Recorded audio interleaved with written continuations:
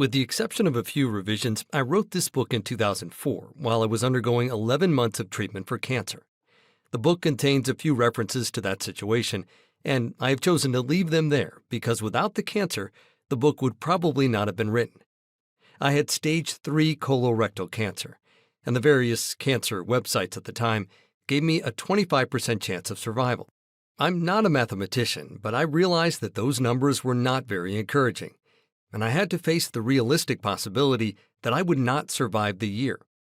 Having been concerned about the state of preaching for 3 decades, I believed that it would be irresponsible to leave the world without expressing my thoughts about the matter, in the hope that better preaching might be the result.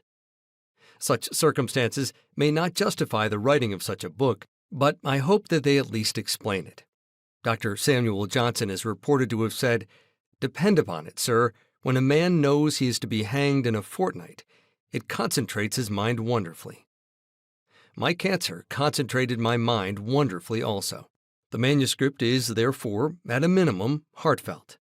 Perhaps I should have stated the matter less directly, or titled the book less impishly, but the cancer only concentrated my mind. It did not necessarily lighten my attitude.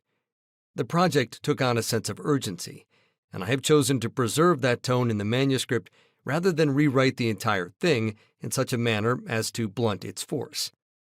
Charitable listeners will, I trust, forgive me, and concerned listeners should know that I remain in remission to date. I believed then, and I believe now, that the profound shifts in dominant media in the last half of the 20th century have profoundly misshaped the sensibilities of the typical American, and that this, in turn, has led to a profound decline in preaching. What follows is a partial explanation for the decline in preaching over the last half-century, with a few suggestions for its remedy.